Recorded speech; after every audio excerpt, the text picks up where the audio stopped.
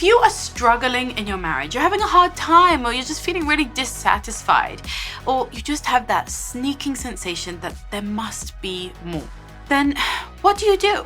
Well, in today's culture, we pretty much have only one solution, only one answer, only one tool that you can apply to this problem. And that tool, as you guessed, is therapy. Today, I want to explore the pros and the cons of couples therapy and what we could be considering instead. And this is especially going to be useful for you if you feel like you want to upgrade and elevate your marriage, or you want to save it from some kind of ditch that it's fallen into. This is Hi Fam, I'm Avital. As you may already know, my mission here is to help you to build a strong family culture. And for those of us who are married and have a relationship with our co-parent, that strong family culture starts with the foundation of the home, with the couples who started the home, right? With our marriage. If your marriage feels like it is not strong, like it is a little bit disheveled or fractured or rotting on the inside, then it's going to be really, really hard, if not almost impossible, to build that thriving, meaningful, healthy family culture that you are looking to build. And that's because the adults set the tone for everything that comes, right? The adults and our adult relationship is the role model, is the blueprint. It's the foundation of the home. It really is that simple. Now, if you're struggling with that, you are so not alone, and it is so not your fault. We're living in a culture that is seeped in myths and really just self-sabotaging ideas about marriage. And modern marriage is in crisis for a reason. It's in crisis because we've lost the art, or perhaps we never had it. We don't know how to build meaningful, sturdy, lifelong relationships in our current culture with the current mindsets that are all around us and that have informed and influenced and shaped us growing up. But that's what I'm here to remedy. And today I want to talk about the number one solution that couples tend to turn to, which is therapy. First, I do want to make some disclaimers and say that I have had some successful experiences in therapy. There are particular therapists and particular types of therapy. I'll mention CBT as one of those types that have really good results and that can make genuine changes to our behavior patterns and long-term results. However, I'm also not here to discourage you from therapy. I think if you have a therapist you love and if it works and helps you, then go forth and conquer. Do whatever helps. I'm really not here to say that that's a bad idea in any way. And on that point, if you yourself are a therapist and you achieve success with your clients, then power and respect to you. I view you as my colleague and my peer, and we're all just here trying to help people have meaningful, healthy, satisfying relationships. So cool, go right ahead. But I am going to share some of my suspicions or my frustrations with therapy being the only solution to marriage issues. And these are things I want you to be aware of and to consider as you try to solve the issues that are coming up in your marriage. The first and most glaringly obvious example of why therapy is not always the solution is that it has been embedded in our minds as a last-ditch effort. In other words, most people only go to therapy as just one step before divorce, right? They feel like our relationship is in dire straits, and as a last-ditch effort, they find a therapist through their insurance or through the grapevine. They hear some name. Maybe they try one, maybe two, maybe five. But the truth is that the relationship has often disintegrated so much that there's very little left to work with, that there is a lot of hopelessness and distrust, baggage and resentment that is built up over the years. So even if it's an amazing therapist that you go to, they may not be able to save the marriage at that point because it is beyond saving. Because you are coming really to kind of like a death doula, and you want the therapist to kind of help you out of the marriage, help you to leave the marriage, but they're not really going to be able to save it at that point. And even if you desperately want them to, it could be that you and your partner have done so much mutual damage, or the marriage itself is so disintegrated that it's going to be really hard to get results in therapy. The second reason that I think therapy is often not the solution is because of a rather, in my opinion, twisted and dysfunctional model of therapy that has come into prominence over the last decade or two. Therapists today are trained in the affirmation model. They're trained to be neutral and to simply listen and validate and empathize with whatever it is that you say. Now, There is a lot of healing and a lot of comfort and soothing to be found in finally being heard, in receiving empathy, in hearing that you are validated in your frustrations and in your upset. However, when you are only affirmed, you don't grow from that. You don't learn from that. You're not challenged in your perspective. You're not getting proactive tools.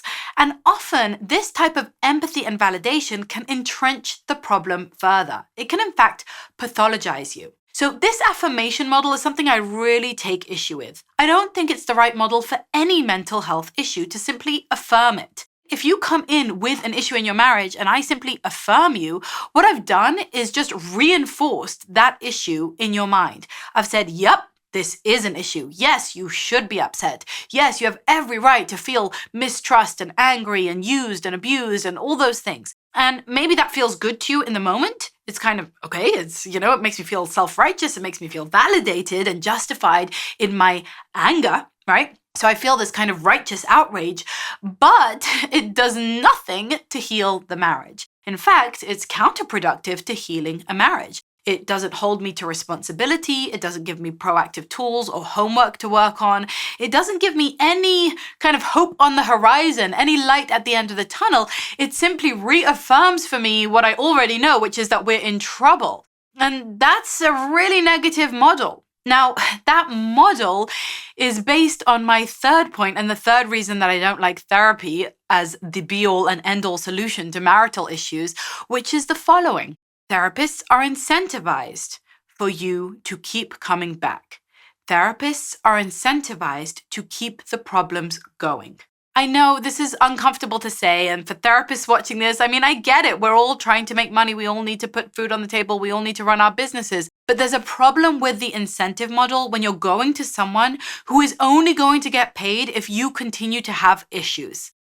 They're not truly deeply incentivized to help you solve the issues and put them to bed and make them final and done and healthy and move on. Right? This is the same problem we often have in our healthcare system, where a medical provider might be incentivized for people not to get better. Now, these aren't bad people. Therapists and doctors, they go into their professions wanting to help.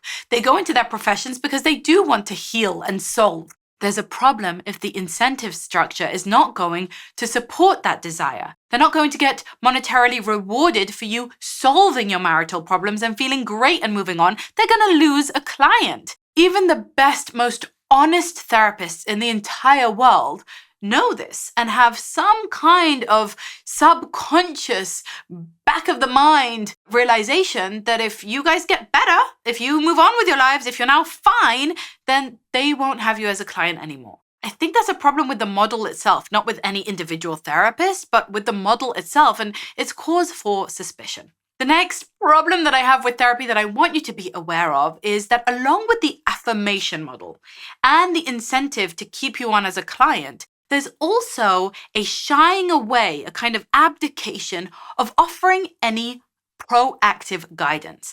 I call this problem the agnostic therapist. And here's what I mean by that. It used to be that if you go to couples therapy, they were there to try to help you stay together. But today, you go to couples therapy and 9 times out of 10, the therapist is completely agnostic about what happens to you. They have been trained to not be judgmental about divorce and to create a completely shame-free and guilt-free environment and to open the table to any options that you want to pursue. And so if you come in with the idea, well, we should get a divorce, or we should open the relationship and try polyamory, or we should whatever it is whatever preconceived notion you come in with, they're just going to go along with that. Now, I get it. There's something to being non-judgmental. There's something to creating that kind of safe space environment for our clients to feel that they can just open up about whatever they want to do and feel good about their divorce or about staying married or about opening the marriage, etc. Something to that, yes. But also what we've lost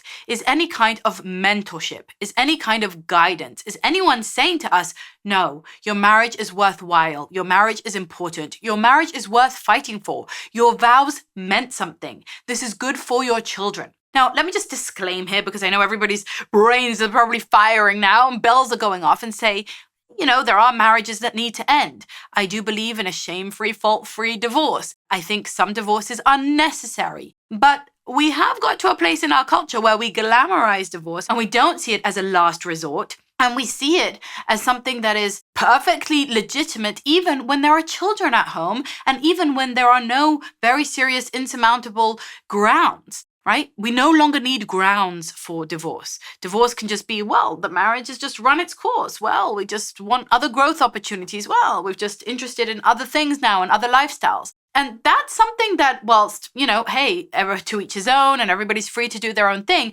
I question as someone who believes that we should build strong family cultures for our children, for our legacy, for the next generation, for our own mental health, etc. In other words, I think we should bring back the idea that divorce should be a last resort. Yeah, sometimes you have to have a divorce. That's necessary. I know people who I've absolutely had to advise them through a divorce, and it was heart-wrenching and it was gut-wrenching. And that's the point that I want to make. It should, I believe, be seen as something sad, as something that we want to avoid, as something that's not the ideal. That's not why you got married. That's not the type of home we most want for our children. It's plan B at best, right? It's like if plan A, staying married, completely fails, then yeah, we're going to make the most of plan B. Then we could do the conscious uncoupling. Then we can have a positive divorce relationship. Then, have a divorce party for all I care. But that's not something that we should view and present as plan A. I mean, not when we're parents,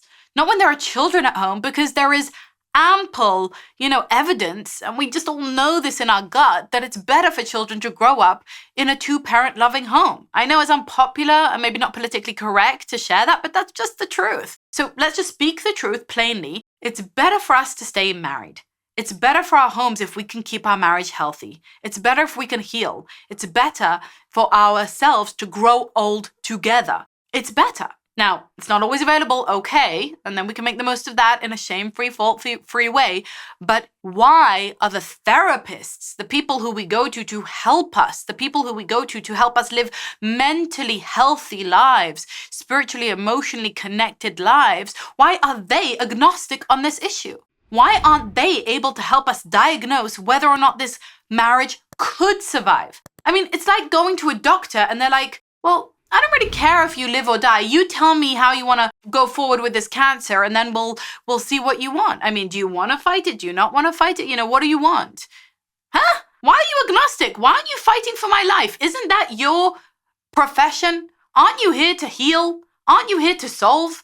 And I take issue with therapy being agnostic about things that honestly are pretty settled. To me, it seems political activism rather than therapy. It seems like you're not actually looking at the individual and saying, look, we know that individuals do better when they have meaningful relationships in a committed space. We know that children grow up better when they have two loving parents who also love each other and get along. And so let's strive for that for you. Let's try and solve this. Let's try and make that happen. But rather they're sitting there being like, well, hey, it's all good. Either way is great. No, either way is not great. There's a plan A and there's a plan B. There's a better and there's a less good. And I know, you're going to come at me in the comments. You're going to be upset to hear this. But I think we need to speak the truth. And I think that we deserve the truth from our therapists. They need to be able to say to us, hey, this isn't healthy for you. If my daughter, God forbid, went to a therapist because she had anorexia, and the therapist just said to her, yeah, I affirm you. I don't mind what the outcomes are. You can starve yourself. You can eat. It's up to you. Whatever you choose. I'm just here to tell you that, yes, it is a struggle. And yes, I see why you view yourself that way. And yeah, I validate your feelings. I would fire her in a hot minute. Like, no, those mindsets are not healthy for her. That is not mental health. That is not good. It does not matter what she does with those thoughts. It matters very much. It's a life or death issue. And I want us to take that same approach to our marriages. Our marriages matter very much.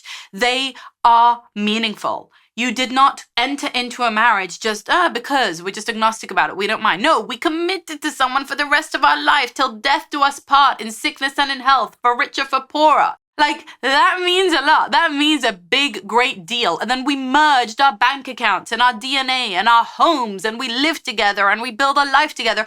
And then we're struggling with that. And then we go to a professional who's there to help us, who's there to save us, who's there to give us tools. And they say, yeah, it's tough, it's hard. Like, I get it. It is hard. You have the right to be angry. Well, what do you want to do with this? No, not good enough. Not good enough. Weak. Wet. Sloppy.